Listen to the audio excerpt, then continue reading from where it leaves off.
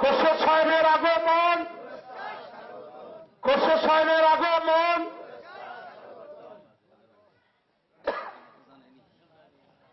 আমাদের উপজেলা চেয়ারম্যান সাহেব মঞ্চে আসন গ্রহণ করেছেন। আমি অনুরোধ করব, যারা এখনো বাইরে ইতস্তত বিক্ষিপ্ত ঘোরাঘুরি করছেন, আপনারা সবার প্যান্ডেলের ভিতরে অনেক জায়গা খালি আছে, আপনারা বসে পড়ুন। আপনারা দয়া করে এসে বসে পড়ুন। আসসালামু আলাইকুম।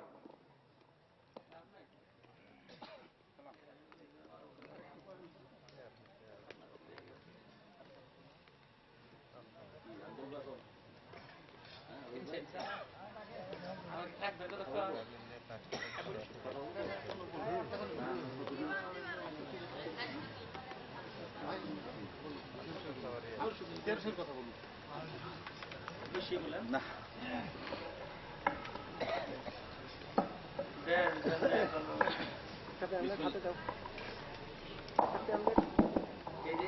বিসমিল্লাহির রহমানির রহিম।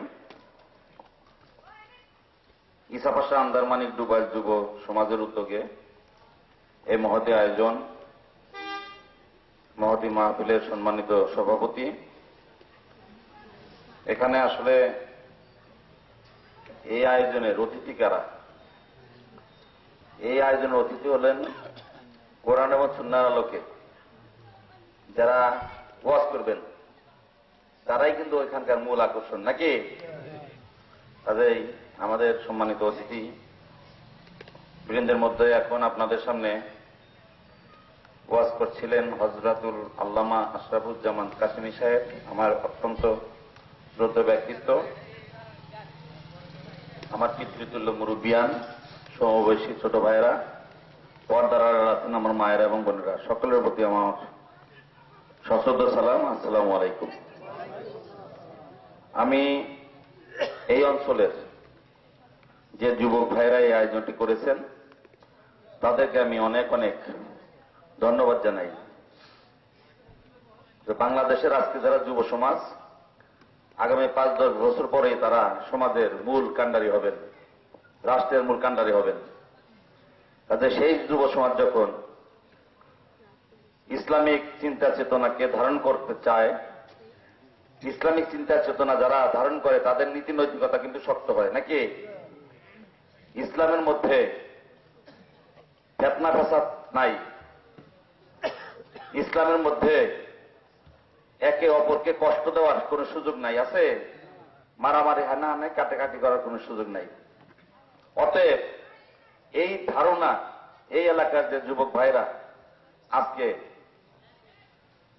গ্রহণ করছেন, এই জন্য আমি মনে করি এই অঞ্চলের যুবক ভাইদের নেতৃত্ব যদি প্রতিষ্ঠিত হবে, আগামী 5-10 বছর পরে এই এলাকা আজকের চাইতে ওই সময় অনেক ভালো থাকবে।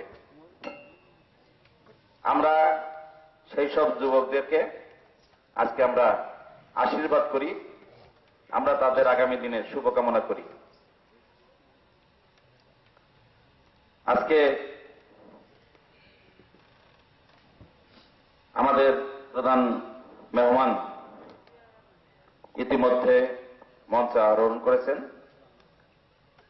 হযরত আল্লামা মাওলানা শাইখ মোহাম্মদ জামাল উদ্দিন সাহেব।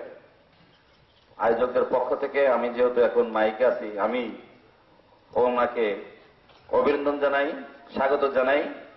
তিনি অনেক কষ্ট স্বীকার করে আমাদের এই অজপাড়াগায় এসেছেন, আমি তাকে সাধুবাদ জানাই। ওনার কাছ থেকে আমরা মূল্যবান কথা শুনব। মুসলমান আমরা, আমাদের প্রত্যেকের জীবনের একটা আগ্রহ যে আমাদের এই জীবনের পরে যে একটা কাল আছে, পরকাল, সে পরকালিক জীবন যেন আমাদের ভালো হয়, আল্লাহ পাক যেন আমাদেরকে গ্রহণ করেন তার সৃষ্টির শ্রেষ্ঠ হিসাবে, নাকি? আর সেই রাস্তাটি তৈরি করার সময় কিন্তু এখন আমাদের। আমরা যদি এই জীবনকালে আল্লাহর নির্দেশিত পথে সঠিকভাবে না চলি, সঠিক কাজটি না করি, তাহলে আশা করলেই তো হবে না। হবে? তেঁতুল গাছের চারা রোপণ করে আঙ্গুর ফল খাইতে ইচ্ছা করলে কি আঙ্গুর ফল পাওয়া যাবে? অতএব সঠিক কাজটি আমাদের এখনই করতে হবে। আমরা মসজিদ আর মাদ্রাসা পাশাপাশি চিন্তা করি। মসজিদ হল আল্লাহর ঘর, আর মাদ্রাসা হল আমাদের রাসূলের ঘর। আল্লাহর সন্তুষ্টি অর্জনের জন্য আমরা মসজিদে গিয়ে ইবাদত করি, নামাজ আদায় করি। আর নামাজটা সহি শুদ্ধ হয় কিনা, এই বিষয়টার মধ্যে কিন্তু অনেকেরই ঘাটতি থেকে যায়। যে নামাজটা সহি শুদ্ধভাবে আদায় করতে গেলে আমাদেরকে শিখতে হবে, আর শেখার জায়গা হইল মাদ্রাসা। কি বিষয়টা, তাই না? আমরা মসজিদ এবং মাদ্রাসাকে গুরুত্ব দিয়ে এর উন্নয়ন কর্মকাণ্ডে নিজেদেরকে সম্পৃক্ত করতে চাই। আপনারা সকলেই সম্পৃক্ত হবেন। আল্লাহ পাক নিজে বলেছেন, যে ব্যক্তি আমার ঘর বানিয়ে দেয় আমি তার জন্য বেচতে সুন্দর জায়গা করে রাখবো, নাকি? তাদের এটা হাদিসের কথা। তো এখন আমরা ওলামা কেরামদের কাছে অনেক কথা শুনি, আজকেও শুনবেন, অনেক অজানা জানবেন, এবং সেই বিষয়গুলা আমরা সকলে নিজের মধ্যে ধারণ করে আমরা চলব। সমাজকে সঠিক পথে পরিচালনার ক্ষেত্রে আপনারা একজন কর্মী হিসাবে কাজ করবেন। একা একা কিন্তু সবকিছু ভালো করা যায় না। ভালো করতে হলে অনেকের সহায়তা দরকার। বর্তমান সরকারের মাননীয় প্রধানমন্ত্রীর ঘোষণা যে বাংলাদেশ আমাদের, আমার না আমাদের, অতএব বাংলাদেশকে ভালো করার দায়িত্ব এই দেশের সকল মানুষকে নিতে হবে। আমিও তাই বলতে চাই যে টাঙ্গাইল আমাদের, আমরা টাঙ্গাইলের। টাঙ্গাইলকে সুন্দর রাখার জন্য আমাদের সকলকে কাজ করতে হবে। আপনারা আগামী দিনে ভালো কাজের উদ্যোগ গ্রহণ করবেন, আমি আপনাদের সাথে থাকব। আর আমি যদি কোনো কাজ নিয়ে আপনাদের সামনে আসি, যদি ভালো মনে করেন আপনারাও আমার সাথে থাকবেন। কি রাজি আছি তো? হ্যাঁ, পারস্পরিক সম্পর্ক উন্নয়ন ঘটাইয়ে আমরা এলাকার থেকে সকল প্রকার ফিতনা ফাসাদ দূর করে এই এলাকাকে শান্তিপূর্ণ করতে চাই। এই এলাকা মামলা মুক্ত হবে, এই এলাকা মাদক মুক্ত হবে, এই এলাকা হিংসা বিদ্বেষ মুক্ত করে আমরা মানুষের মতো মানুষ হিসেবে বসবাস করতে চাই, সকলকে নিয়ে। আল্লাহ পাক যেন সেই তৌফিক আমাদেরকে দেন। আজকের মাহফিলকে আল্লাহ পাক কবুল করুন।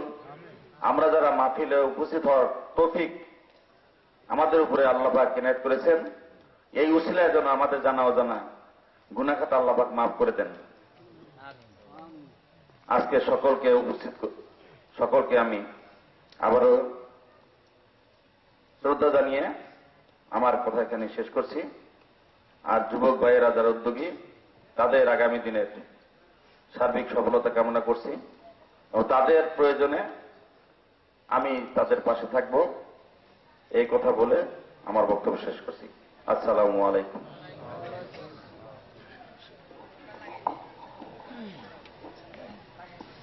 ধন্যবাদ আমাদের সম্মানিত উপজেলা চেয়ারম্যান জনাব খোরশেদ আলমকে তার সুন্দর কথা বলার জন্য।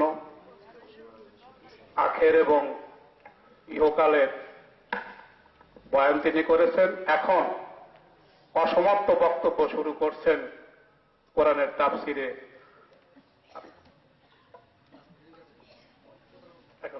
এখন আমাদের প্রধান বক্তা আল্লামা শাইখ মোহাম্মদ জামাল উদ্দিন সাহেব, আন্তর্জাতিক খ্যাতিসম্পন্ন, যার সুললিত কণ্ঠ আমরা রেডিও টেলিভিশনেও শুনেছি। আজকে আমরা তাকে সরাসরি তার কণ্ঠ শুনে আমরা সেই কণ্ঠস্বরকে আমলে নেব, এই বলেই তার বক্তব্য শুরু করার জন্য বিনীত অনুরোধ জানাচ্ছি।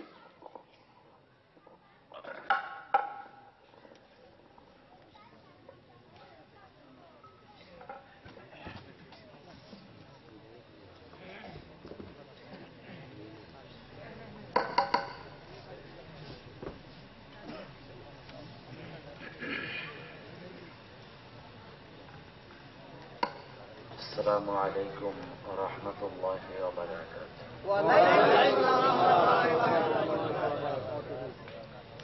الحمد لله الحمد لله حمدا كثيرا له الملك وله الحمد وهو على كل شيء قدير. ونشهد أن سيدنا وحبيبنا وطبيبنا ومولانا محمدا عبده ورسوله الذي أرسله بالحق بشيرا ونذيرا وداعيا إلى الله بإذنه وسراجا منيرا. فقد قال الله تبارك وتعالى في شان حبيبه مخبرا وآمرا: أعوذ بالله من الشيطان الرجيم. জবান খুলুন, সকলে আমার সাথে আল্লাহর কোরআন পড়ুন। আমাদের জবান কে দিয়েছে? যে সবাই বললেন না, ভালো করে বলুন তো, আমাদের জবান কে দিয়েছেন? আল্লাহ তাআলা যদি চাইতেন তাহলে মায়ের গর্ভ থেকে বোবা করেই তো দুনিয়ায় পাঠাতে পারতেন। এ ক্ষমতা আল্লাহর ছিল না? ছিল। কত মানুষই তো চোখের সামনে পড়ে বোবা অবস্থায় দুনিয়ায় এসেছে। আমাকে আপনাকে আল্লাহ কথা বলার সুযোগ দিয়েছেন, এটা কি বড় নেয়ামত নয়? আবার এই জবান দিয়ে যেন ভালো বলি, মিথ্যে না বলি, সত্য বলি, সত্যর জয়গান গাই, ধোঁকাবাজি না করি, গীবত না করি, চগলখড়ি না করি, গালিগালাজ না করি, মদ পান না করি, এই জবানে যেন নেশাদ্রব্য না উঠায়, আল্লাহর নিষিদ্ধ জিনিস। সেজন্য মায়ের গর্ভে আল্লাহ তাআলা মায়ের মাসিক ঋতুটা নাভি দিয়ে আমার আপনার পেটের ভিতরে আল্লাহ পাঠাইছেন, মুখ দিয়ে খাওয়ায় নাই। কারণ দুনিয়ায় গিয়ে আমার পবিত্র নাম নেবা, মুখটা নাপাক করে দিলে, মায়ের গর্ভে তো আমরা মায়ের মাসিক ঋতুটাই আমাদের খাবার হিসাবে ছিল। মাসিক ঋতুর ব্লাডটা আল্লাহ তাআলা এই নাপাক রক্তটা মুখ দিয়ে দেন নাই, দিয়েছেন কি দিয়ে? নাভি দিয়ে একটা লাইন করে দিয়েছেন, পাইপ, এটা দিয়ে খাবার এসেছে। শুধু খাবার না, এই পাইপ দিয়ে অক্সিজেন এসেছে, আবার কার্বন ডাই অক্সাইড বের হয়েছে, আবার পেশাব এই লাইন দিয়েই বের হয়েছে। নাভির মধ্যে ছিল, নাভি থেকে ফুল পর্যন্ত, মায়ের ফুলকা পর্যন্ত 4টা কাজ ছিল। ফুল পরে না, 4টা কাজ করেছে নাভি। 1 নম্বরে ব্লাড এসেছে আমার পেটে, অক্সিজেন এসেছে, কার্বন ডাই অক্সাইড ত্যাগ হয়েছে। আবার রক্তের মধ্যে 80% হচ্ছে মানুষের বা পৃথিবীর যে কোনো প্রাণীর রক্তের মধ্যে 80% থাকে পানি। এই পানিটা পাস হয়েছে, তাও এই একই নাল দিয়ে। যেই নালে খাবার, সেই নালে পানি, সেই নালে অক্সিজেন, সেই নালে কার্বন ডাই অক্সাইড, 4টি কাজ করেছেন একই লাইনে। সুবহানাল্লাহ পড়ে। আপনার ঘর ছাড়া হলে আপনার সন্তান যেমন আপনার জন্য কান্দে, আপনার মা বাবা কান্দে, আরে আমার বাচ্চাটা কই রে, অন্যদেরও কান্দে এইভাবে। অতএব মানুষকে কান্দাইয়া পৃথিবীতে কেউ শান্তি পায় নাই, আমরাও পাবো না। কিয়ামত পর্যন্ত এই শান্তি আসবে না, অশান্তির দাবানল চলবে। অতএব জুলুম থেকে আল্লাহ আমাদের বাঁচার তৌফিক দিন, বলে না আমিন। সবাই মন উজাড় করে, হৃদয়ের সবটুকুন আবেগ, অনুভূতি, মাহাব্বত উজাড় করে এই জবান দিয়ে আল্লাহর কোরআন পড়ব। জবানের হক আদায় হবে। পড়েন আমার সাথে, আউযু বিল্লাহি মিনাশ শাইতানির রাজীম, বিসমিল্লাহির রাহমানির রাহিম, ইন্নাল্লাহা ওয়া মালাইকাতাহু ইউসাল্লুনা আলান নবী ইয়া আইয়ুহাল্লাযীনা আমানু সাল্লু আলাইহি ওয়া সাল্লিমু তাসলিমা, আল্লাহুম্মা সাল্লি আলা সাইয়্যিদিনা মুহাম্মদ ওয়া আলা আলি মুহাম্মদ কামা সাল্লাইতা আলা ইব্রাহিম ওয়া আলা আলি ইব্রাহিম ইন্নাকা হামিদুম মাজিদ। মহব্বতে পড়ি, আল্লাহুম্মা বারিক আলা মুহাম্মদ ওয়া আলা আলি মুহাম্মদ কামা বারাকতা আলা ইব্রাহিম ওয়া আলা আলি ইব্রাহিম ইন্নাকা হামিদুম মাজিদ। بلغ العلا بكماله كشف الدجى بجماله حسنت جميع خصاله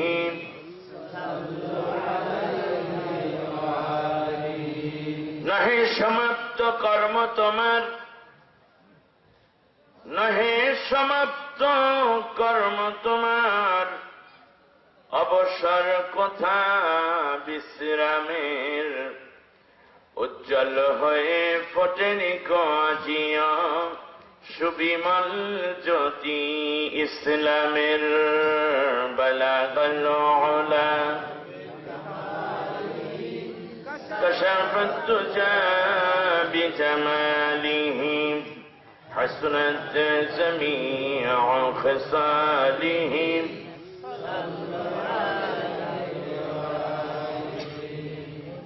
বাংলাদেশের স্বনামধন্য জনপদ টাঙ্গাইলের সাজানো গোছানো এ পল্লী এলাকা, যেখানে রয়েছে মেঠোপথ। অনেকদিন পর মাটির উপর দিয়ে আমার গাড়ি চলার সুযোগ হয়েছে। সত্যি বাংলাদেশের মেঠোপথ আছে, এটা এখন তো জাদুঘরে যাওয়ার অবস্থা। মাটির রাস্তা সব জায়গায় কম বেশি পাকা হয়ে গেছে। সেই চরে, একেবারে চর এলাকায় কয়েকদিন আগে আমার মা বলছে, কি পিস রাস্তা, পিস ঢালাই। মেট্রো রাস্তা শুধু না, রাস্তা আবার ভাঙ্গাও আছে, উঁচা নিচে আছে। এর মধ্যে গাড়ি চালা মুশকিল, গাড়ির বারবার থেসিস বেড়ে যাচ্ছিল আমার থেসিসটা। এটা মনে হয় প্রথম একটু দেখলাম, ভালো লাগছে। যাকে দেশের মানুষ মোটামুটি উন্নয়ন সব জায়গায় হইল, এখানে ডাউনে আছে বলা যাবে। রাগ করছেন আমার উপর, রাগ করছেন? হ্যাঁ না, কিচ্ছু না, পোতাইয়ে গেছে সবগুলো ব্যাপার।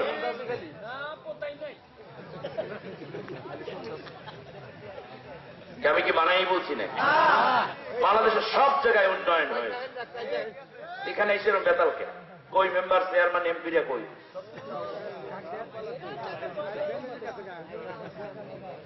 কাজ করা দরকার, ওয়াজ করলে হবে না। শুধু জনগণ কাজ দেখতে চায়। সদকায়ে জারিয়ার কাজ করে যান, মইরা গেলে সব পাবেন। ঠিক আছে কি না? চেহারা দেখলে গাড়ি চলে না, ওটা চলে ভালো রাস্তায়। এরকম একটি পল্লী জনপদে ইসা পাশা, আন্দার মানিক, ডুবাই যুব সমাজের উদ্যোগে আয়োজিত ইসা পাশা প্রাথমিক বিদ্যালয় ময়দানে তাফসীরুল কোরআন মাহফিল, সম্মানিত সভাপতি, বিশিষ্ট আলিমে দ্বীন, হাজারো আলেমের ওস্তাদ, সরকারি সহকারী মাওলানা খালজানা হোসাইনিয়া সিদ্দিকী আলিয়া মাদ্রাসা, টাঙ্গাইলের হযরতুল আল্লাহ মাওলানা মোহাম্মদ আব্দুস সালাম মিয়া সাহেব, কোরআনের জন্য আল্লাহ তার বান্দাকে রহম করুন বলি আমিন। প্রধান অতিথি হিসাবে উপস্থিত থাকার কথা রয়েছে 5 নং টাঙ্গাইল সদর 5 আসনের সম্মানিত এমপি জনাব আলহাজ সানোয়ার হোসাইন। আসছিলেন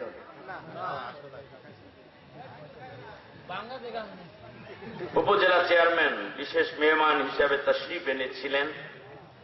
গুছিয়ে কথা বলেন, পলিটিক্যাল মানুষ তো, যেখানে যেটা দরকার ওটা ঠিকমতো দিয়ে দেয়। কত মাহফিল, কত পলিটিশিয়ান, অত্যন্ত বিনয়ী মানুষ। সবচেয়ে লোকটা ভালো লেগেছে, ভদ্র মানুষ। আমি যতটুকু তাকে বুঝতে পেরেছি। জনাব আলহাজ খোরশেদ আলম অ্যাডভোকেট, আল্লাহ তার বাকি জীবনটা কোরআনের জন্য কবুল করুন।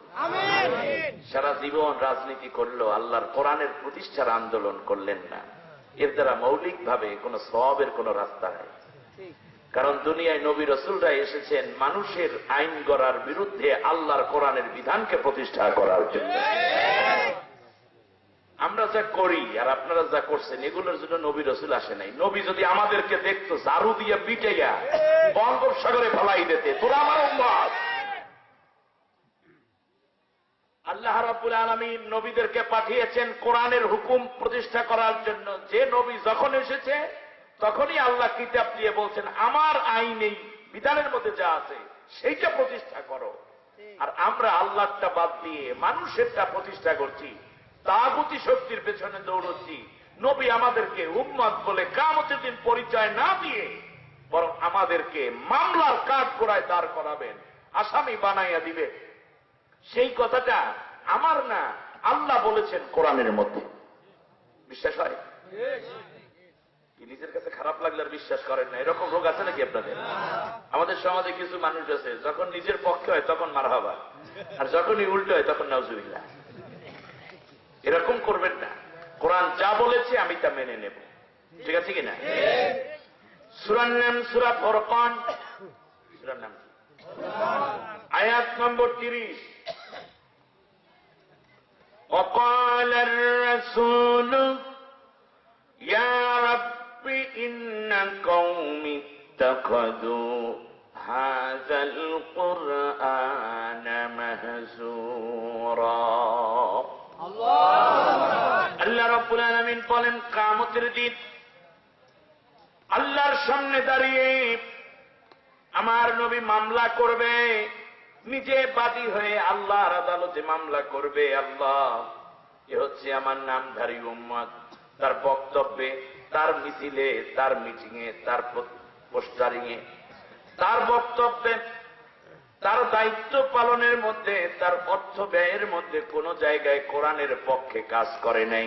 অতএব এই নামধারী উম্মতের বিরুদ্ধে আমি তোমার কাছে মামলা দায়ের করে দিলাম। কোরআন খোলেন, কোরআন খোলেন। সারা জীবন মাতব্বরি আর বিদ্যানি করে কাটিয়েছেন, নিজে নবীর মামলার আসামি হয়ে আছেন, একদিন চিন্তা করলেন না। আপনার বক্তব্যে কোরআনের পক্ষে যায়নি, আপনার আইন কানুন কোরআনের পক্ষে যায়নি, আপনার প্রচেষ্টা কোরআনের বিধান প্রতিষ্ঠার জন্য যায়নি। অথচ নবী এসেছেন আল্লাহর দ্বীন প্রতিষ্ঠা, কোরআনের হুকুম প্রতিষ্ঠার জন্য, ঠিক কিনা বলেন? এটা কি আমার কথা মনে হয়? সূরার নাম সূরা ফাতাহ, আয়াত নম্বর 13। কোরআন খোলে, বাজে কথা জামাল উদ্দিন বলে না। ওয়াল্লাযী আরসালা রাসূলাহু বিল হুদা ওয়া দীনিল হক লিইয়ুযহিরাহু আলা দ্দীনি কুল্লিহি ওয়া কাফা বিল্লাহি। ততদিন আল্লাহ তাআলা তার রহমতের পকেটের মধ্যে রাখবেন। যেই দিন উদ্দেশ্য বাস্তবায়ন করতে পারবো না, সেই দিন আল্লাহ রব্বুল আলামিন আমাদেরকে ফালাইয়া দিবেন ডাস্টবিনে। ডাস্টবিন মানে জাহান্নাম। দুনিয়ায় হইল গজব আর পরকালে। এবার আল্লাহকে প্রশ্ন করি, আল্লাহ আপনি আমারে কেন তৈরি করেছেন? আল্লাহু আকবার। লাগতেছে? কেন তৈরি করেছেন আল্লাহ এত সুন্দর করে আমাকে? মায়ের গর্ভে তিল তিল করে আপনি সুন্দর পরিকল্পনা নিয়ে বড় করলেন, জ্ঞান দিলেন, গরিমা দিলেন, খাওয়ন দিলেন, বাতাস দিলেন, চলার শক্তি দিলেন, বলার কৌশল দিলেন, চিন্তা করার যোগ্যতা দিলেন, বিবাহ শাদী করার জন্য আমাকে যৌবন দিলেন, নয়ন জুড়ানো সন্তান দিলেন, কামাই রুজি করার জন্য তৌফিক দিলেন, সম্মান দিলেন, ইজ্জত দিলেন। আল্লাহ এত কিছু আমাকে আপনি দিলেন, একদিন আপনার ডাকে সাড়া দিয়ে আমার চলে যেতে হবে। এই সুন্দর পৃথিবীতে আপনি আমারে কেন বানাইলেন? কে বললে ভালো হয়? দাদারা বলবে না, আল্লাহ বলবে। কে বলবে? কে বলবে? তৈরি করেছেন আল্লাহ, টার্গেট বলে দিবেন কে? আল্লাহ। আল্লাহ রাব্বুল আলামিনের কাছে বান্দা যখন এমন প্রশ্ন করে, আল্লাহ তাআলা তিনটা প্রশ্ন জবাব দেন। কয়টা? জোরসে বলেন। আরে জোরে। স্লোগান নাই বাংলাদেশে। তিনটা প্রশ্ন, তিনটা জবাব দেন আল্লাহ তাআলা। প্রথমে বলেন,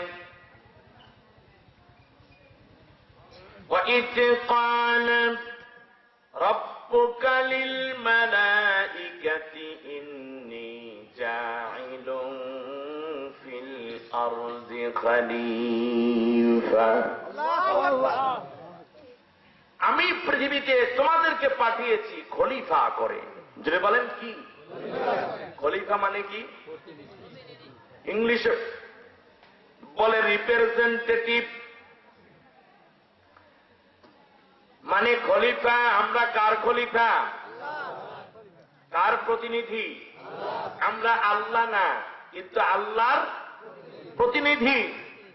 প্রতিনিধির কাজ কি জানেন?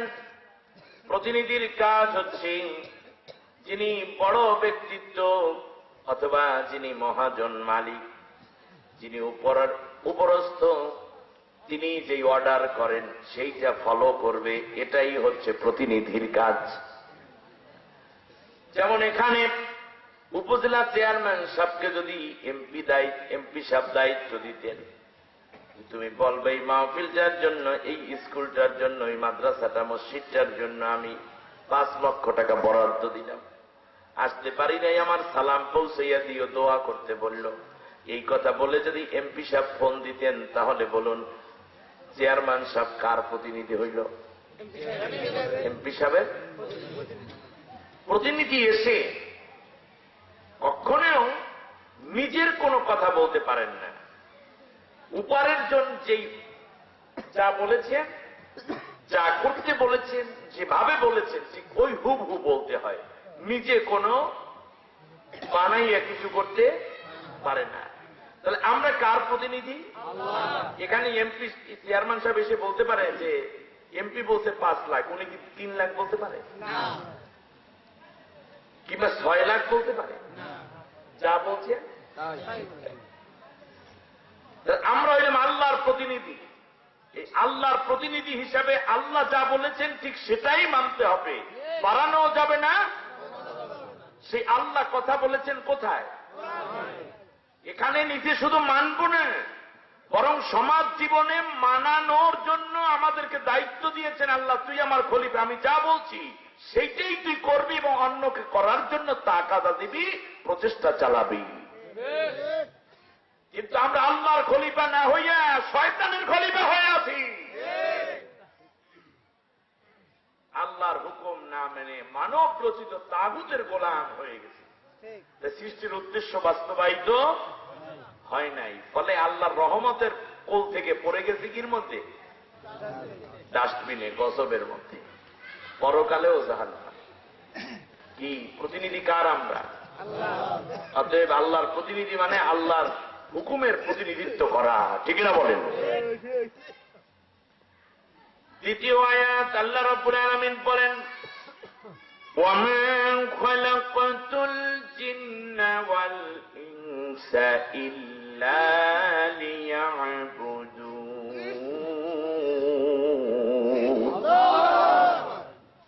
জিন এবং ইনসান জাতিকে একমাত্র আমার প্রতিনিধিত্ব ইবাদত করার জন্য, দাসত্ব করার জন্য, গোলামিত্ব করার জন্য তৈরি করেছি। সুবহানাল্লাহ বলেন।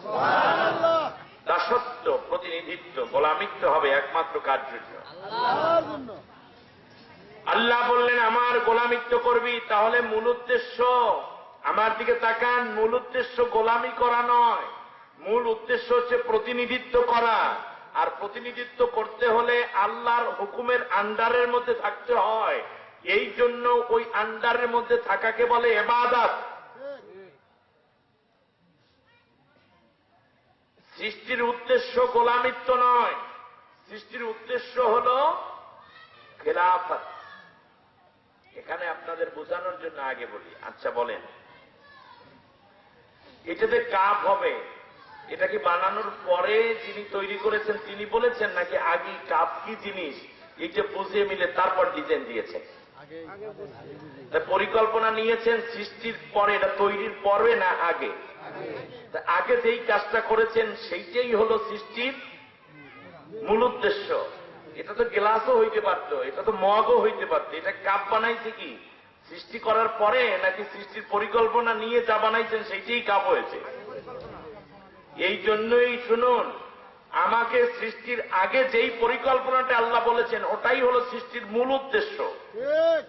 আর আমাকে তৈরি, আপনার মানব জাতি তৈরি করার আগে আল্লাহ বলছেন আমি দুনিয়ায় পাঠাতে চাই খলিফায়। এখনো আদম তৈরি হয় নাই, হাওয়া তৈরি হয় নাই, দুনিয়ায় আসেও নাই। অতএব দুনিয়ায় আসার আগেই আল্লাহ যেটা বলেছেন ওইটা হলো সৃষ্টির মূল উদ্দেশ্য, আর সেটা হচ্ছে খলিফা। আর এই খেলাফত প্রতিষ্ঠা করার জন্য আল্লাহর হুকুমের মধ্যে থাকতে হয়, আল্লাহর বিধান নিজেও মানতে হয়, অন্যকেও মানাতে হয়। সেই জন্য আল্লাহ তাআলা বলছেন আমারই গোলামিত্ব করবি। আর এই গোলামিত্ব করার মাধ্যমে খেলাফত প্রতিষ্ঠার যে উদ্যোগ নেওয়া হবে এটাই হবে মানব সৃষ্টির মূল টার্গেট। কেন আমার খেলাফত এবং ইবাদত করবি না? তার কারণ তোর হায়াত মৌতের রশিটা আমার হাতে। আল্লাযী খালাকাল মাউতা ওয়াল হায়াতা লিয়াবলুয়াকুম আইয়ুকুম আহসানু আমালা।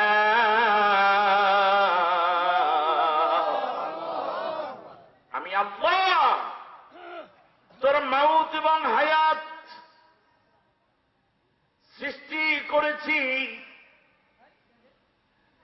এখানে আল্লাহ আল্লাযী খালাকাল মাউত, আগে বলছেন কিসের কথা? মাউতের কথা। ওয়াল হায়াত, এবং হায়াত পরে। তাহলে বোঝা যায় মৌতের কথা আগে বলে আল্লাহ তাআলা বুঝাইয়া দিলেন যে নিশ্চিত একটি মৃত্যুর গণ্ডির মধ্যে রেখে আমি আল্লাহ তোর হায়াতকে দিয়েছি। কি নিশ্চিত একটি মৌতের মধ্যে রেখে তোমাকে আমি হায়াত দিয়েছি। স্কুলে যখন মাদ্রাসায়, দরসে নিজামি মাদ্রাসা, নুরানি মাদ্রাসায়, যে মাদ্রাসাগুলোতে হোস্টেল আছে, আলিয়া মাদ্রাসাও দেখবেন ভর্তি হওয়ার আগেই একটা শর্ত দেয়, 15-16টা দেখবেন ধারা থাকে যে এই এই কাজ করলে তোমার ভর্তি বাতিল হয়ে যাবে, হোস্টেল বাতিল হয়ে যাবে, খানা বন্ধ হয়ে যাবে। ঠিক না বলে? আরে এখন তো ভর্তি হইতে পারলাম না, তার আগে এত শর্ত কেন? এর মানে হচ্ছে এই শর্ত মানিয়েই তোমার ভর্তি হতে হবে। অতএব মওতের শর্ত মেনেই তোমার হায়াত দেয়া হয়েছে। সুবহানাল্লাহ বলেন। টাকায় লেখা থাকে চাহিবা মাত্র ইহার বাহককে দিতে বাধ্য থাকিবে। সুবহানাল্লাহ। হায়াত, এই দুনিয়াটা হচ্ছে একটা ফাঁসির মঞ্চ রে ভাইজান। এই দুনিয়াটা একটা ফাঁসির মঞ্চ। কুল্লু নাফসিন যায়িকাতুল মাউত, সমস্ত প্রাণীর জন্য এটা মৃত্যুর একটা জায়গা। কেউ কাউকে ফাঁসি দেয়, অন্যায় ভাবে মারে, গুম করে, হত্যা করে, গুলি করে, সে মারা যায়। কিন্তু যে মারলো সে বেঁচে থাকবে? সেও কি মারা যাবে? তো মারতে গেলেন কেন? একদিন যেমনি মরবে। কথা বুঝেন না? কথা বুঝতেছেন না? আল্লাহ রাব্বুল আলামিন বলেন, প্রত্যেককে মৃত্যুর রশি, ফাঁসির রশি গলায় পড়াইয়া তারপর তোরে দুনিয়ায় ওই ফাঁসির মঞ্চে পাঠাইছি। যখনই রশিতে টান পড়বে রে বান্দা, সাথে সাথে আমার কাছে হাজির হতে বাধ্য হবে। পৃথিবীর কেউ তোরে ঠেকাইতে পারবে না। এই যে কয়দিন আগে 30শে ডিসেম্বর কি যেন হয়েছে বাংলাদেশে? এই কি হয়েছে? হইতেও চায়, ওই যাই হোক একটা হয়েছে তো। এখন গাইবান্ধা 3 আসনের এমপি প্রার্থী, কি নাম জানো? কামাল মজুমদার। নির্বাচনের 7-8 দিন আগে দুনিয়ার থেকে মার্কা চলতে আছে, নামও চলে, প্রার্থী বাড়িওয়ালা নাই রে, বাড়ি নাই রে দুনিয়াতে, বাড়িওয়ালা নাই রে, বাড়ি নাই রে দুনিয়াতে। ঠিক না? মার্কা আছে, ঘর আছে, দুয়ার আছে, প্রার্থীতে আছে, সমর্থক আছে, এজেন্ট আছে, সবই আছে ভাইজান। যার জন্য ভোট দেবে সেই মানুষটা গেছে একজন, আর একজনে এমপি হয়ে গেছে, এমপি হয়ে গেছে, শপথ বাক্য পাঠ করবে,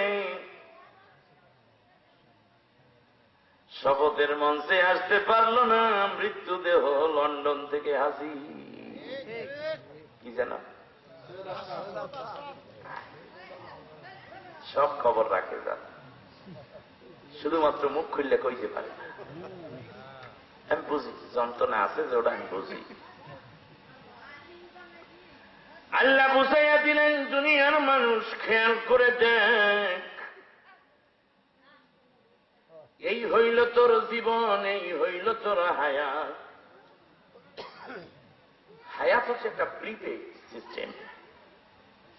মোবাইলের মধ্যে টাকা ঢুকায়, এমবি ঢুকায়, আছে না? 100, 500, 200, 1000, 3000 টাকা ঢুকায়, কথা বলতে থাকে। যত টাকাই মোবাইলে আপনি রিসার্চ করেন না কেন, এক সময় না এক সময় টাকা পুরাইবে। টাকা আছে কিন্তু সীমা দেওয়া আছে, 1 সপ্তাহের জন্য এত টাকা, 1 মাসের জন্য এত এমবি। এমবি বাকি আছে, মাস পুরাইয়া গেছে, দেখবেন নেট বন্ধ হয়ে গেছে, কিংবা টাকা পুরাইয়া গেছে, এখনো সময় আছে, তখনও কি নেট বাতিল হয়ে যায়। মোবাইলের টাকা পুরাইয়া যায়, কথা এখনো শেষ হয় নাই। মায়ের সাথে কথা বলেন, কথা বলেন, বউয়ের সাথে, ভাইয়ের সাথে, বোনের সাথে, ভ্রমণে যাইতে পারবা। 3 জনে কলম কাগজ নিয়ে রুমের মধ্যে বারান্দায় আস্তে করে বসে গেছে। ছোট স্ত্রী, ওর ব্রেন তো করা, বোঝেন না?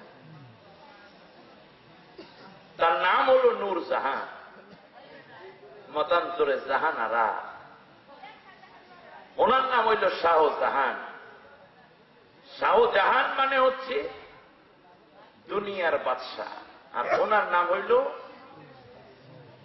সেই জাহানের আলো। সুবহানাল্লাহ কয় না?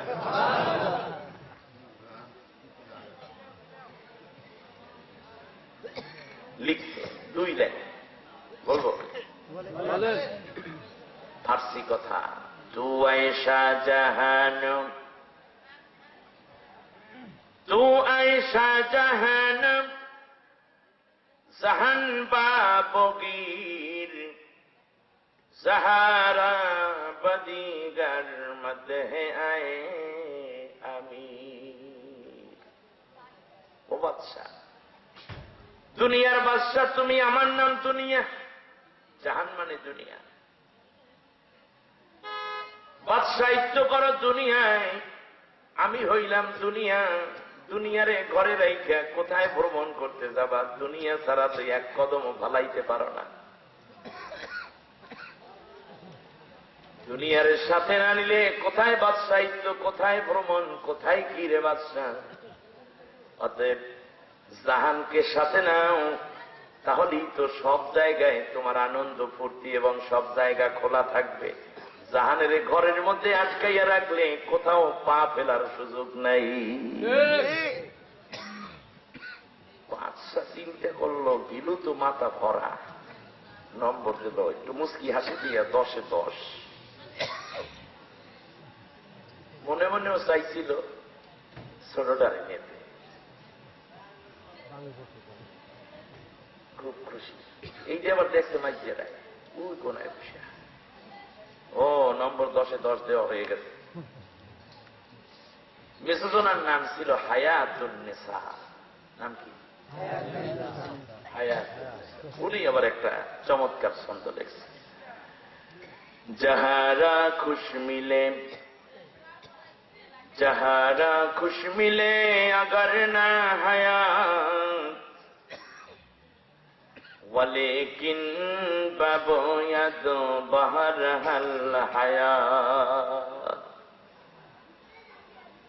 যাহারা খুশ মিলে अगर ना हयात, वलेकिन बबोयत बहरहल हयात। ও বাদশা, তোমারে দুর্নইতে দর্শে বলছি, ওই জাহানারায় দুনিয়ার মায়া, দুনিয়ার প্রেম, দুনিয়ার ভালোবাসা তোমাকে পেয়েছে, বুঝেছি আমার নাম হায়াত। হায়াত যদি তোমার সাথে না থাকি বাদশা, তুমি একটা মরা লাশ।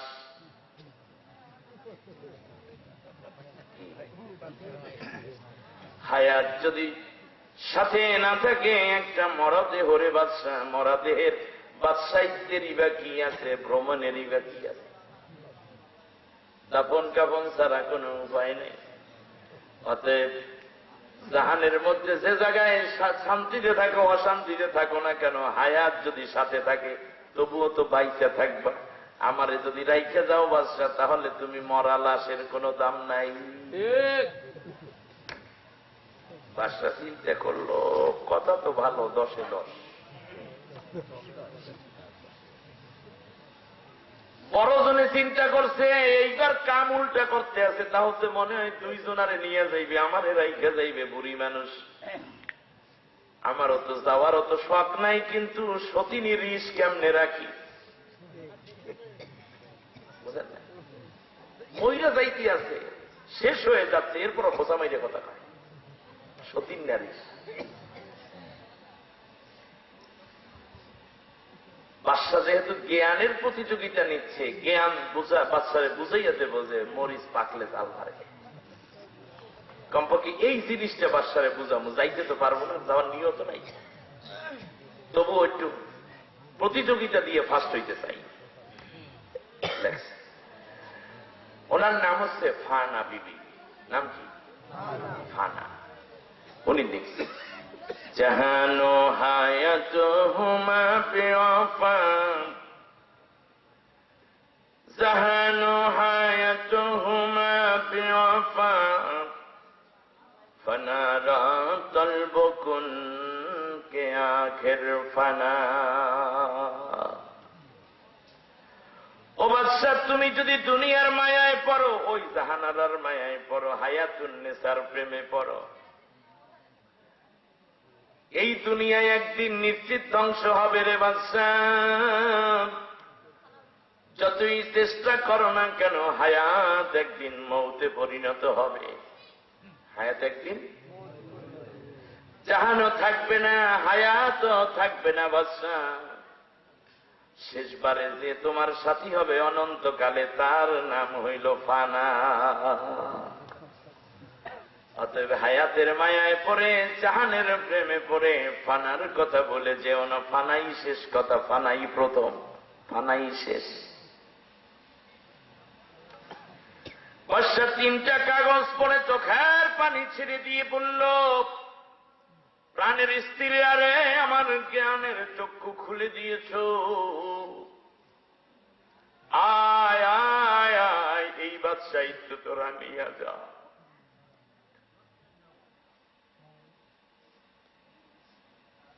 কুল্লু মান আলাইহা ফান ওয়া ইয়াবকা ওয়াজহু রাব্বিকা যুল জালালি ওয়াল ইকরাম।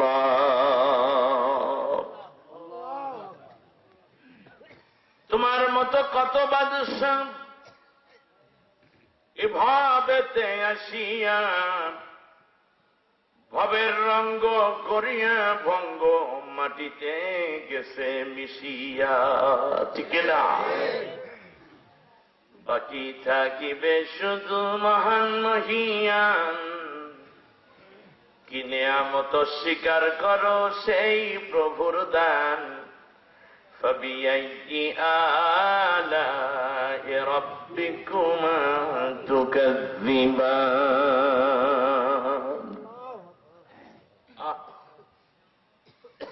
জীবনে মৌলিক হিসাব নিতে গিয়ে আমরা তাহলে কার গোলাম হলাম?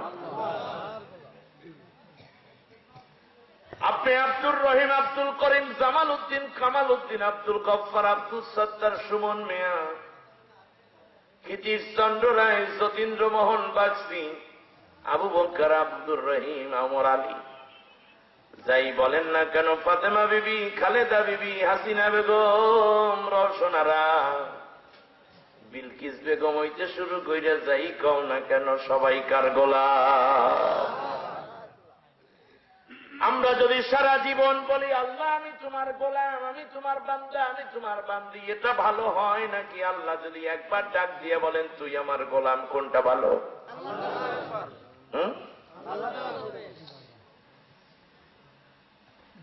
সংক্ষেপ হিসাব দিয়া যায়, সংক্ষেপ হিসাব দিয়া যায়। নামাজের মধ্যে আল্লাহ তাআলা আমরা বলি, আল্লাহ বলেছেন একমাত্র আমার গোলামিত্ব করার জন্য তৈরি করেছি, আমার খেলাফতের দায়িত্ব পালন করার টার্গেট নিয়ে বানাইছি। আল্লাহ বলেন একমাত্র আমার গোলামিত্বের জন্য তৈরি করেছি। নামাজের মধ্যে প্রতি রাকাতে বলি ইয়াকা না'বুদু ওয়া ইয়াকা নাস্তাঈন, বলি না? আল্লাহ একমাত্র তোমারই গোলামিত্ব করি আর তোমার কাছেই সাহায্য চাই। আল্লাহ বলেন একমাত্র আমার গোলামি করার জন্য বানাইছি। আর আমরাও বলি আল্লাহ একমাত্র তোমারই গোলামি করি। বলুন আল্লাহ যা চান সেইটাই তো আমরা করলাম, আল্লাহ খুশি না বেজার? আল্লাহ যেন খুশি হয়ে বান্দার মাথার মধ্যে রহমতের হাত দিয়ে আদর করে ডাক দিয়ে বলেন ফাদখুলি ফি ইবাদি ওয়াদখুলি জান্নাতি। বান্দা তুই আমার গোলামির মধ্যে ঢুকে যা, আর আমার জান্নাতের মধ্যে ঢুকে যা। জান্নাতে দাখিল হও। যত ইবাদত জান্নাত তত কাছে। ইবাদত বলতে কি বুঝি? ইবাদত মানে নামাজ পড়া কি ইবাদত, রোজা রাখা ইবাদত, হজ করা, যাকাত দেয়া, বিবাহ করা। এই জন্য প্রতিদিন 3টা করে করবেন নাকি? মানে বিবাহ যেদিন করেছেন সেটাও একটা ইবাদত হয়েছে। স্ত্রীকে সময় দিয়ে ইবাদত, নিজের বাজারঘাট করতে যাবেন ইবাদত, হাল চাষ করবেন ইবাদত, চাকরি করবেন ইবাদত, ঘুষ সুদ ছাড়া করলে, ঠিক না বলেন? রোগীর সেবা করবেন ইবাদত, ব্যবসা বাণিজ্য করবেন সেটাও ইবাদত, ভেজাল মিশাইবেন না, মালে কম দেবেন না মাপে, ইবাদত। এগুলো নবী রাসূলরা করে দেখিয়েছেন, ঠিক না বলেন? ইবাদত বোঝাতে গিয়ে আমি যদি বলি আমি একটা মানুষ, কিন্তু এখানে হাত দিলাম, এইটার নাম কি? মাথা। মাথায় চুল, কপাল, চোখ, কান, এটা কি?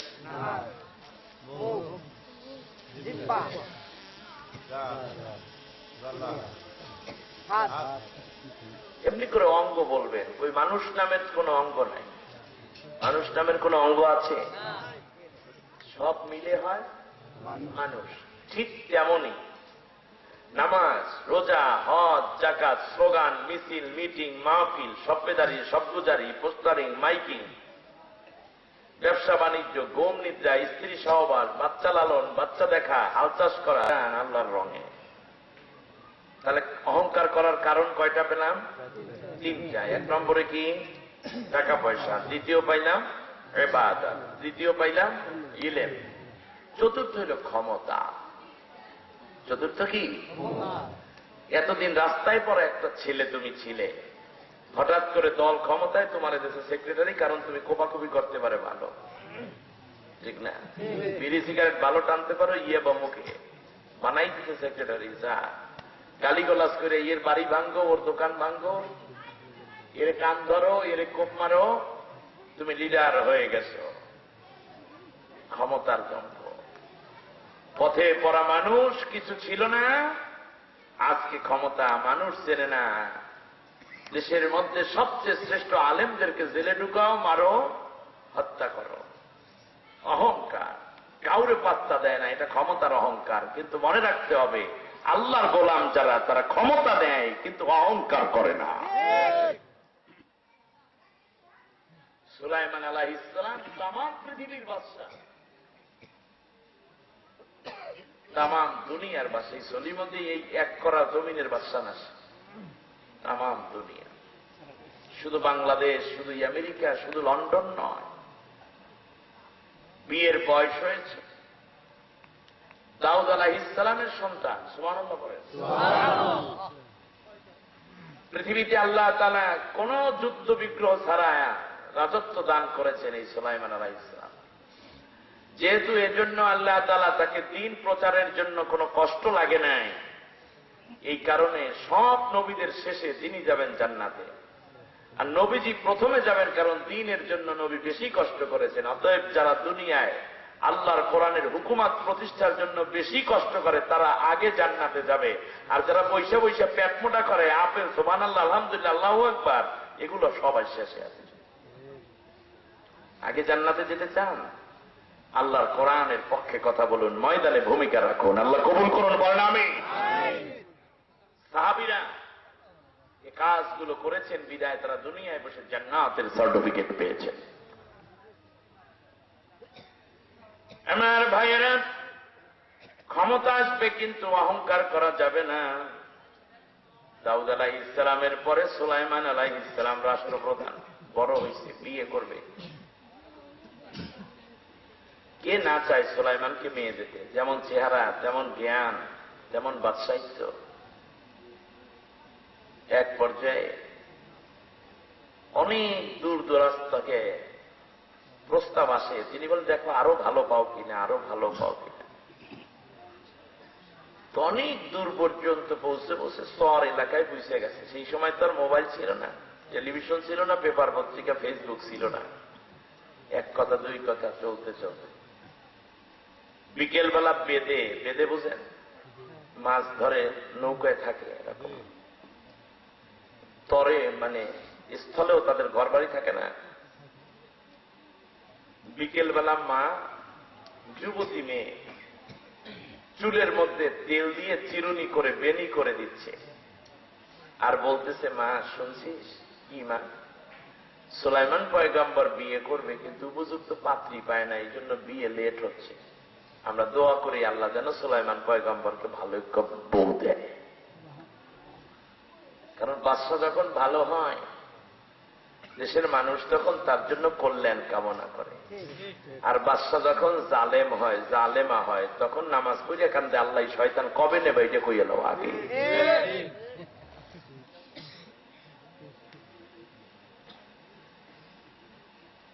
দোয়া করছে। মেয়েটা বলল, মা আমার প্রস্তাবটা নিয়ে যদি কেউ যাইতো তাহলে মনে হয় সুলাইমান পয়গম্বর আমারই বিয়ে করত। মা আঙ্গুল ভাত করে, এখন অসম্ভব কথা, এই জন্য মাথার মধ্যে একটা ঠুয়া মারছে। কোথায় শেখ সাদি আর কোথায় ছাগলের লাগি, কি বলিস? সুলাইমান পয়গম্বর নবীর সন্তান, নবী, তামাম দুনিয়ার বাদশা। বলল, মা তুমি আমারে মারলা, আল্লাহ যদি চান তাহলে এটা হয়েও যেতে পারে। ফিতরাত বিরোধী কথা, চিন্তার সাথে হিসাবে না মেলা কথা, এক দুই করে মন্ত্রী পাড়ায় ঢুকে পড়ছে এই কথা। জালিয়ার মাইয়ে বউ হইতে চায়। মন্ত্রীরা পরের দিন সকালবেলা গিয়ে সেক্রেটারিয়েটে যখন বসেছে, সুলাইমান বসলেন। একজনে আর একজনের সাথে হাসতেছে। কি ব্যাপার, তোমরা মিটি মিটি হাসো যে? কয় বাচ্চা, আল্লাহর শেষ নাই, তাড়াতাড়ি আপনি বিয়ে করেন, আর নাই আমাদেরকে আর একটা করে করাইয়া দেন। বলে সে কি? বললো বাচ্চা, এখন শেষ পর্যন্ত বাচ্চার মাইয়ে আপনার বউ হইতে চাইল। সুলাইমান পয়গম্বর দাঁড়ায় গেলেন, বললেন কি বলো? কে সেই বেদের মেয়ে? এত বড় ধৃষ্টতা তাকে কে দিয়েছে? আল্লাহ রাব্বুল আলামিন বললেন, এইভাবে দাঁড়ানো ঠিক হয় নাই, আমি আল্লাহ তাআলা ওই বিয়ে করাইয়েই ছাড়ো।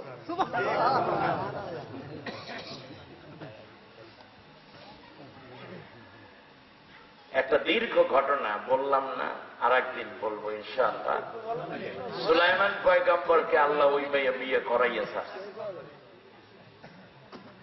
একটুখানি পরেই সুলাইমান পয়গম্বরের পায়খানার বেগ হল, টয়লেটে যেতে হবে হাজত পূরণের জন্য। নিয়ম ছিল, আল্লাহ তাকে দিয়েছিলেন আংটি, এক এক নবীকে এক একটা মজেজা দিয়েছেন আল্লাহ। আংটি দেখার জন্য দায়িত্ব ছিল একজন বিশ্বস্ত চাকরের, তার হাতে আংটি দিয়ে তিনি বাথরুমে ঢুকবেন।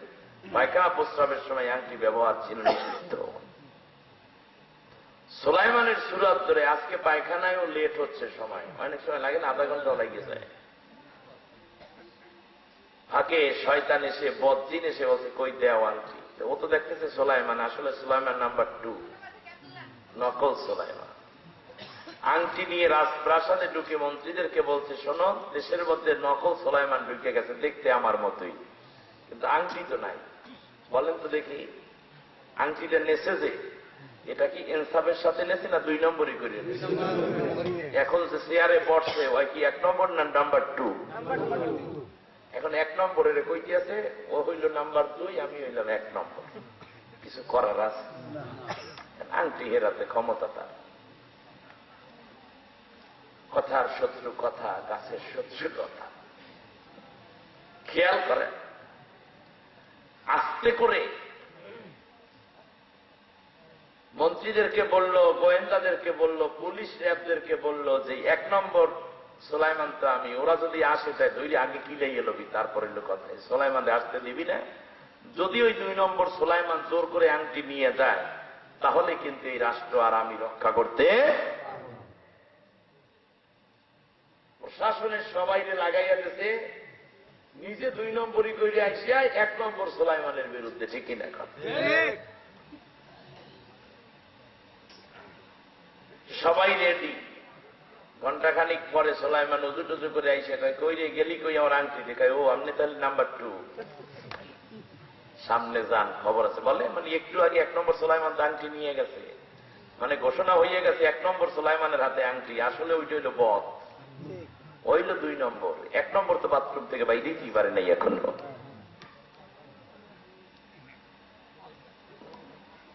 সুলাইমান আলাইহিস সালাম দৌড় দিচ্ছেন, ওর কথা শুনতেছেন না। মাঝখানে দৌড়িয়া মাইরা কুচিয়া মেরেই ফেলেছে, রক্তাক্ত করে হাড্ডি গুড্ডি গুড়া লইয়ে গেছে সেই চরে, যেই চরে পাশেই ছিল বেদেদের বাড়ি।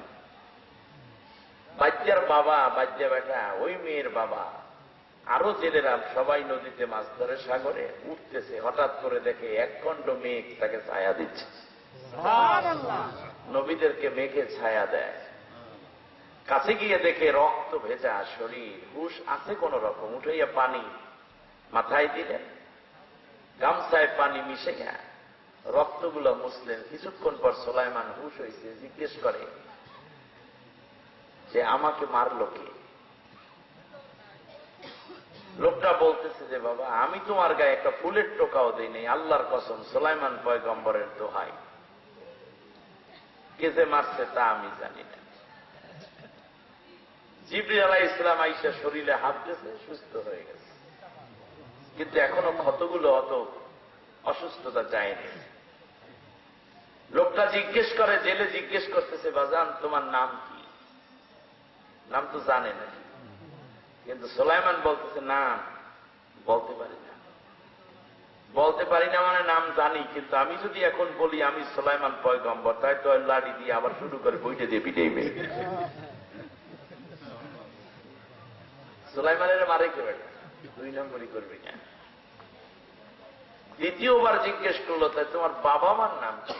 তাও বলতে পারি না। জানি না বলে না, বলতেছে কি বলতে পারি না, তো জানি কিন্তু পরিবেশের কারণে বলতে পারি। সত্য জানে, হুজুরেরাও জানে, সভাপতিও জানে, আপনিও জানেন, পরিবেশের কারণে কিছু বলতে পারি না। জান সব বলতে পারি। কষ্ট হচ্ছে আপনার? কষ্টের কথা না। এটা বুঝছি, মাথায় বাড়ি দেওয়ার কারণে মনে হয় মাথার গিলু টিলু কিছু মনে নাই, মেমোরি লেস হয়ে গেছে। বলে আপনি আল্লাহ রাস্তায় আপনার বাড়িতে আমারে নিবেন? হ্যাঁ নেব। আমার কান্দের উপর হাত দিয়ে খোরাইয়া নিয়ে গেছে। জালিলিরে ডাক দিয়ে বলতেছে, একটা ছেলে আনছি, দেখো কেমন।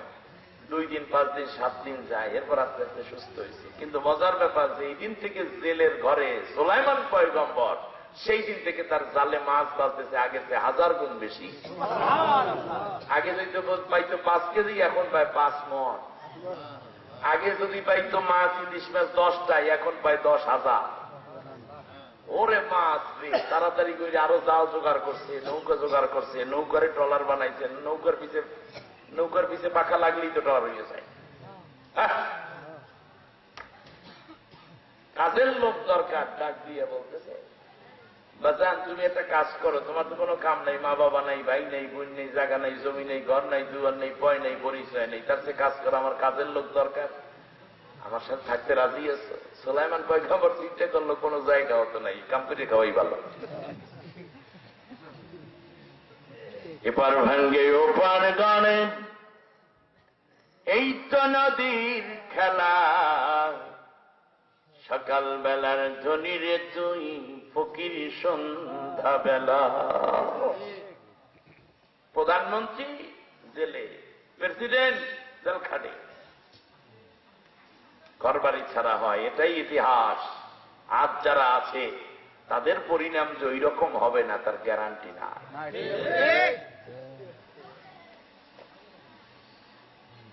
রাগ করছেন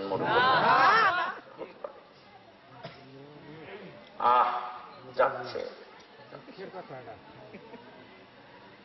বছর ঘুরতে না ঘুরতে দেখা গেল সুলাইমান পয়গম্বর নবী, তার ব্যবহার আখলাক কি জানলে গমতে হবে? সব জেলেরা তার মুরিদ হয়ে গেছে। জাল্লায় চিন্তা করলো, ঘরে এইরকম ছেলে পাইলাম, মাথা নাচও ভালো বাজতেছে, জায়গা জমি রাখতেছে, গরু মহিষ বানাইতে আছে, ঘর বিল্ডিং বানাইতে আছে। হঠাৎ করে চিন্তা করলো, একটা কাজ করি। বউর কাছে মনের আবেগ বলতেছে যে এই ছেলেটা কেমন, কয় খুব ভালো। কত ভালো, ভিক্ষুকের মতো তোমার দুয়ারে হাতগুলো বাড়িয়েছি, জীবন ভরে যত গুনাহ করেছি কোরআনের বরকতে, নবীর মহাব্বতে আমাদের জিন্দেগীর तमाम গুনাহ রাশি মাফ করে দাও। গুনার বোঝা মাথায় লইয়া দেশ বিদেশে ঘুরি, কোন দিন জানি আজরাইলের হাতে ধরা পড়ি। আল্লাহ তাআলা কোরআনের ময়দান থেকে গুনাহ নিয়ে যদি ফিরতে হয়, কোথায় গেলে গুনাহ মাফ হবে আমাদের জানা নাই। আল্লাহ একটা বান্দা বান্দিকেও গুনাহ নিয়ে বাড়িতে ফিরাইও না। আল্লাহ তাআলা তুমি যদি আমাদেরকে মাফ করে দাও, কেউ তো তোমার মাফের বিরুদ্ধে আর আপিল করতে পারে না, রিভিউ করতে পারে না। চোখের পানির দিকে তাকাও, কত বৃদ্ধ মানুষ কান্দে রে মাওলা, আলেম ওলামারা চোখের পানি ছেড়ে দিয়েছে। যুবক ভাইরা রয়েছেন আল্লাহ, যার চোখের পানি দেখলে তোমার বেশি মায়া লাগে, যার কান্নার ফোঁপানো আওয়াজ তোমার আরশ পর্যন্ত ধাক্কা খায়, তাদের হাতের বদৌলতে আমাদের সকলের মোনাজাত কবুল করে না। দয়া করে যতদিন দুনিয়ায় বাঁচাইয়া রাখবা তোমার কোরআনের হুকুম, নবীর পূর্ণ অনুসারী হয়ে জিন্দেগি যাপন করার তৌফিক দিয়ে দাও। সওয়াব যা দিয়েছ লক্ষ কোটি গুণ বাড়ি বিশ্বনবী মুহাম্মদুর রাসূলুল্লাহ সাল্লাল্লাহু আলাইহি ওয়াসাল্লামের রওজা মুবারকে পৌঁছে দাও। আল্লাহ, কত মানুষ নিবন্ধন করেছে, মক্কা মদিনা যাবে বলে টাকা দাখিল করে রেখেছে, রেজিস্ট্রেশন করেছে।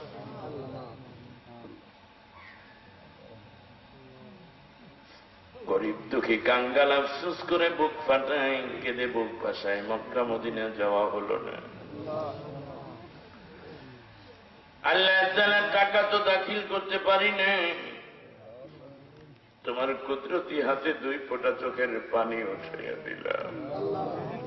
মক্কা মদিনার পাগলদেরকে জীবনে একটি বারের জন্য হলেও তোমার ঘর আর নবীর রওজা জিয়ারত না করাইয়া কাফনের কাপড় পরাইও না। আল্লাহ, সবার ডাকে সাড়া দিও, নীরবে থেকো না। কৌশল করে লয়ে যায় সোনার মদিনা। নবীর পাশে আবু বকর ওমর জান্নাতুল বাকি, জান্নাতুল মুআল্লা হয়ে तमाम দুনিয়ার মাটির নিচে যত মুমিন মুমিনাত সকলের কবরে কবরে হাদিয়া পৌঁছে দাও। আল্লাহ তাআলা খাস করে সুন্দর মাহফিলের আয়োজন যারা করলেন, টাকা পয়সা বুদ্ধি পরামর্শ পরিশ্রম দিলেন, বলতে এবং শুনতে আমরা যারা এসেছি জানি না কার মা নাই, দুনিয়ার থেকে বিদায় হয়ে গেছে। মায়ের কথা সন্তান কেমনে ভোলে? 10 মাস 10 দিন গর্ভধারণের কষ্ট মা সহ্য করেছেন। এক সাগর রক্তে মাকে ঠেলে দিয়ে দুনিয়ায় চলে আসলেন। আমার মুখখানা দেখে মা ছিলেন সব কষ্ট ভুলে গেছে। অসুস্থ হয়েছি, মা নিজের ঘুম ভুলে গেছে, নাওয়া খাওয়া ভুলে সারা রাত বাতি জ্বালাইয়া চোখের পানি ছেড়ে বিছনার পাশে বসে কেঁদেছে, আল্লাহ আমারে নিয়ে যা, আমার জীবনের বিনিময় আমার জাদুমণিরে বাঁচাইয়া দাও।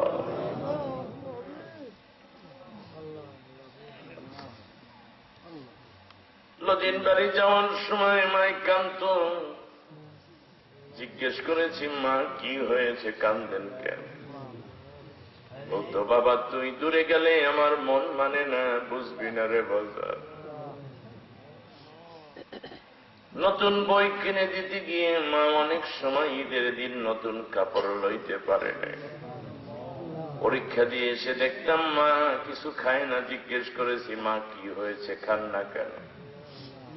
বলেছে, বাজান রে তোর পরীক্ষা যেন ভালো হয় সেই জন্য রোজা মান্নত করেছি।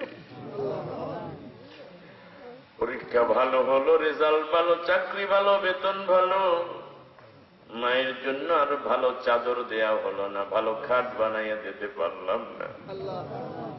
ভালো জায়নামাজ দেওয়ার আগেই মাকে নিয়ে গেলাম, তোমার হাতে সুবর্দ আল্লাহ প্রত্যেকের মাকে জান্নাতুল ফেরদাউসের মেহমান বানাইয়া দাও। বাবাকে হারিয়ে ফেলেছি জানা, মাথার ঘাম পায়ে ফেলে রক্ত পানি করা টাকা দিয়ে বাবা আমাদেরকে মানুষ করার জন্য ছেলে পাগল পাড়া। মরিয়া গিয়াছে যার মা ও বাপ, আল্লাহ তুমি তাদের গুনাহ করো মা। আল্লাহ, তোমার ছোট্ট এক বান্দা মুক্তার মালয়েশিয়াতে আছে, তোমার হাতে সুপর্দ। আল্লাহ তুমি ওর জন্য হামিম ও নাসির হয়ে যাও। ব্যবসা বাণিজ্যে আয়ের মধ্যে আল্লাহ তুমি খায়ের ও বরকত নাজিল করো।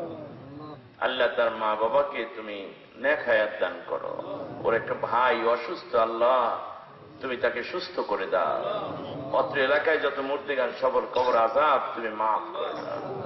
আল্লাহ যারা বেঁচে আছেন সকলকে নেক হায়াত দান করো, রোগ বালাই থেকে সকলকে শেফায়ে আজিলা কামেলা তাইয়্যিবা সিহাতে কুল্লিয়া দান করে দাও রব্বুল আলামিন। আমাদের দেশের উপর রহমত নাজিল করো, মারামারি কাটাকাটি হিংসা বিদ্বেষ মিথ্যা অন্যায় জুলুম পীড়ন থেকে আল্লাহ জাতিকে বাঁচায় দাও রব্বুল আলামিন। কোরআনের কথা বলতে গিয়ে যারা জীবন দিলেন শাহাদাতের মর্যাদা দাও আল্লাহ। যারা জেল জুলুমের শিকার তুমি তাদের মুক্তির ফয়সালা করো রব্বুল আলামিন। আল্লাহ যারা আমিন আমিন বলছেন, যার মনে যে মনের কষ্ট আছে আল্লাহ দূর করে দাও, যে নেক আশা আছে আল্লাহ তুমি পুরা করে দাও আল্লাহ তাআলা। নারীরা যারা হাত পেতে আছেন, দৈনিক 5 ওয়াক্ত নামাজ, রমজানের রোজা, স্বামীর খেদমত, পর্দা পশিদা মতো চলে নবীর জিম্মাদারিতে জান্নাতি হওয়ার তৌফিক করে দাও। তাদের মা বাবা যারা কবরবাসী জান্নাতি করে দাও। মরণ যেদিন আসবে মাইকে অ্যানাউন্স হবে শোক সংবাদ, প্রতিবেশীরা দৌড়ে আসবে, ধরাধরি করে দেহটা ফ্লোরের মধ্যে শোয়া চোখের পাতা বন্ধ করে হাত পা সোজা করে রাখবে। কেউ কাফনের কাপড় আনার জন্য বাজারে দৌড়বে, বড়ই পাতা গরম পানিতে দিয়ে জনমের গোসলের আয়োজন চলবে। গায়ের মাপ দিয়ে ঝাড়ের বাঁশ কাটবে, কবর খননের কাজে হাত দিবে। সন্তানের আব্বু আব্বু বলে কপালে চুমু খাবে, গালের সাথে গান লাগাইয়া ডাকবে, জবাব দেয়া যাবে না। মা মা বলে বুকের মধ্যে মাথা রেখে কত ডাকবে, আর সোনামণি বলে সান্ত্বনা দেওয়ার সুযোগ থাকবে না। মাটির দেশে বাড়ি আমার, মাটির দেশে ঘর, এ দুনিয়ায় যারা আপন সবই হবে পর। হায়াতের জন্য আবদার করি না আল্লাহ, কোরআনের কথা বলছি, কোরআনের পথে চলছি, এমন অবস্থায় শাহাদাতের মওত নসিব করে দিও। ইন্তেকালের সময় কলিজার টুকরার সন্তান কিংবা ভালো একজন আলেম দ্বারা সূরা ইয়াসিন কানে শুনতে শুনতে আরামের মরণ দিও। সাকরাতুল মওত বড় যন্ত্রণার, সহ্য করতে পারবো না আল্লাহ। নবীর নূরের চেহারাখানা দেখতে দেখতে আসানের সাথে প্রাণ পাখি বের করে নিও। সকলের জবান থেকে জারি